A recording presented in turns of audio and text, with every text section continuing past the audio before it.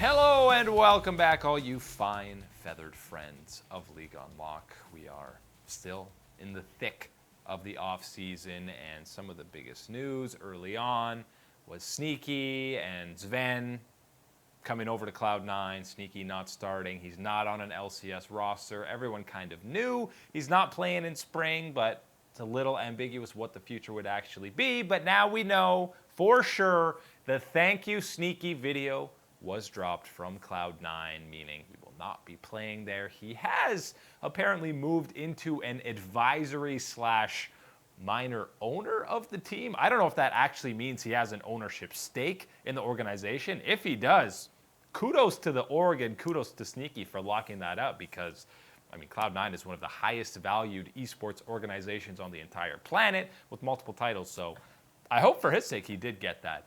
He did say he's going into full-time streaming. I expect there'll be some variety going on because, well, why not? I mean, he has been. He's been playing Path of Exile, any other new releases that come out. He didn't completely shut the door on returning as a professional player. He said he still has the drive to compete, but for now, he is out of the pro scene. We'll see what the summer split comes around. And now, that begs the question, if he is retired and done, where does he rank all time when it comes to AD carries? Because the man has a mighty impressive resume. The only North American player to go to Worlds every year that he's played, which is 7+ seasons. He's made it out of groups 5 times. The only NA team to make it to the top 4.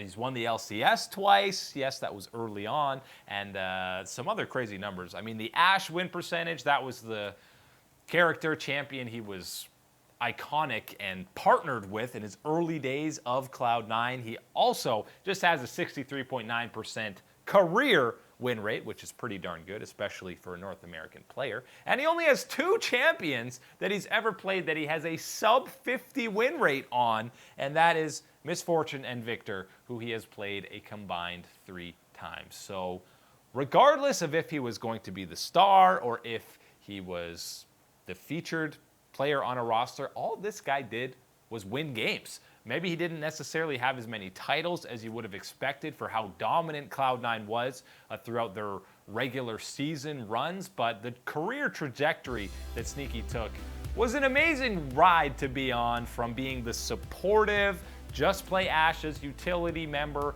on Cloud9 to slowly transitioning into that featured carry where you want to be funneling him, get him ahead, and kind of his rise to being one of the best AD carries in all of North America, and the international buff. Even if he was struggling in NA, it seemed to be whenever he hit that big stage against other regions in competition, he took his play to another level.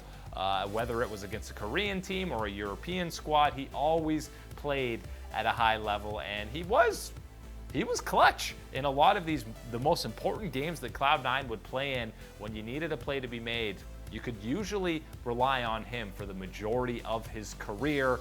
If you're ranking him amongst North American AD carries, I don't think there's really any argument in him being number 2, right behind Doublelift. Nobody's probably ever going to touch him when it comes to domestic AD carries, but for the career longevity that he had, Sneaky's probably there as that second. He was the longest tenured player in NA to be on a single team with Cloud9 since 2013.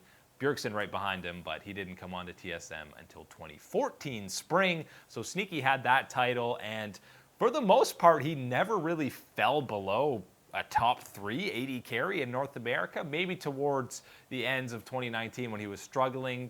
Sure, then he wasn't in that category, but for 90% of his career, he was right there at the very top of AD carries in North America. He delivered on the international stage year in and year out, so probably looking at the second best AD carry of all time. And if there's ever jersey retirements or something, doesn't really make sense because there's not a number that they wear, but if there is something like that, you best believe that Sneaky will be that first class of North American players to assume that honor. And who knows, maybe he comes back, maybe we'll be seeing him on the LCS stage again. And by the way, for everybody that's gonna flame Cloud9 or say, well, why didn't you let him get on a team? He did say in a statement that Jack was doing everything in his power to help him find a squad if he wanted to. You think the buyout would be an issue? It sounds like Jack was just completely waiving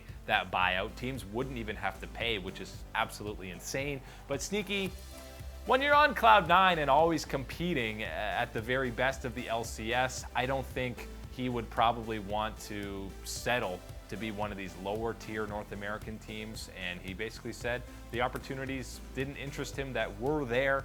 So he's going in to full-time streaming. We know he's always been one of the best league streamers. It has one of the biggest fan bases. So expect a lot more League of Legends from him, I'm sure, as well as whatever the other hot games are, because something about Sneaky, and this you could see even when he was streaming as a pro, he just loves playing games. Even in between Q, it was whatever, World of Warcraft, Fortnite for a little bit, whatever big game came out, he just wanted to play it because he loves experiencing video games, which streaming should be great for him.